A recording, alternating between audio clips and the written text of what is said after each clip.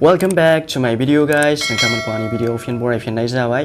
दिनैनि भिडिअआवहाय आं नोंथांमोननिसिम लाबोदों 1 जुलाइ 2020 नि ब्रेकिं निउसफोरखौ 1 जुलाइ 2020 नि मिथिनो गोनां खौरांफोरखौ जोङो बे भिडिअनि गेजेरजों मोनथिना लानोसै लोगोफोर।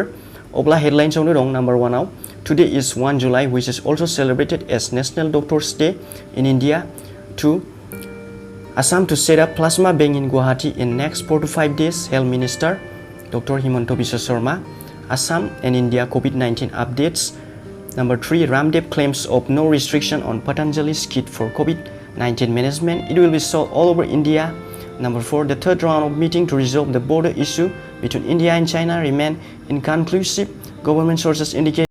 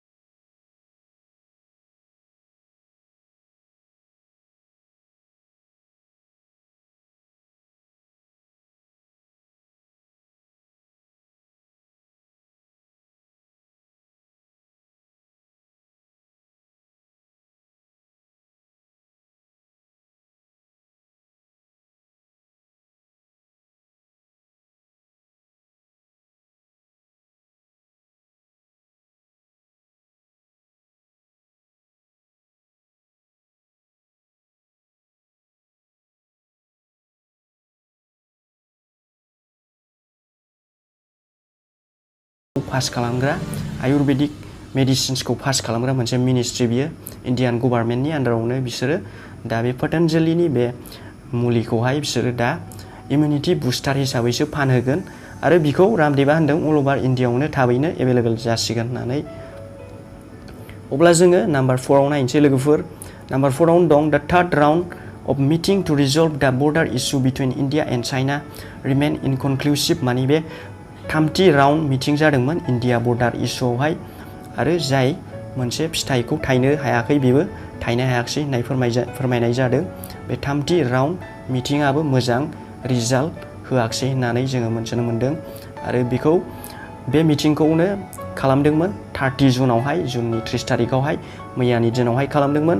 सुसुलावहाय खालामदोंमोन इण्डियान साइडआवहाय बर्डारावहाय लाइन अफ एक्सुवेल कन्ट्रल LOCआव खालामनाय जादोंमोन बेखौ चाइना आरो इण्डियानि गेजेराव बे मिटिंखौ खालामनाय जादोंमोन आरो बेयो थामथि मिटिं आरो बे थामथि मिटिंआवबो मोजां रिजाल्टखौ दाबो मोनथ'वाखै होननाय जादों आरो बांसिन एफर्ट नांबावगौ आरो बांसिन नाजानाय आरो बांसिन मेरला राउन्ड जाबावगोन बेखौ होननानै फोरमायनाय जाहैदों गोबां राउन्ड जाबावगोन होननानै आरो जोङो दिनैनि लास्ट निउसखौ नायनोसै लोगोफोर दानिया जोङो नायनानै लानोसै लोगोफोर दिनैनि लास्ट हेडलाइनखौ बेनो जाहैबाय नाम्बार 5आव heavy rainfall warning issued for India's western coast दा इण्डियानि बे वेस्टार्न कोस्टआवहाय सोनाबहा सागोर खाथियाव थानाय बे कस्टेल जायगाफ्रावहाय हेभि रेनफल जानो हागौनो लोगोफोर थाथ'नाय गैयै अखा हानो हागौनो बेखौनो इण्डियान वेदार डिपार्टमेन्टआ फोरमायदों आरो लोगोसे बिसोरो बेखौ फोरमायबावदों जे बे रेनफला हेभि रेनफला जानो हागौनो खनकान आरो गवायावहाय गाबोननिफ्राय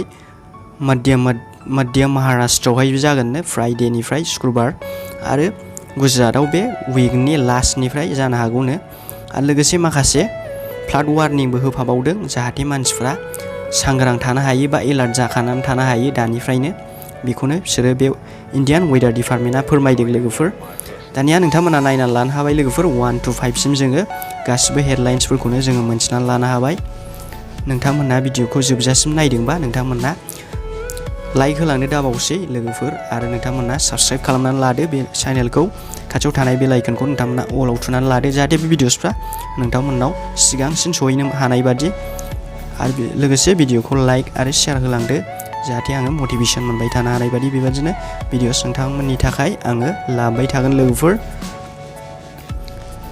एसेयावनो फोजोबनोसै दिनैनि भिडिअखौ नोंथांमोनखौ फिन लोगो मोनफिनबावगोन गोदान मोनसे भिडिअआवहाय थेंक्स फर वाचिं गोजोन्थों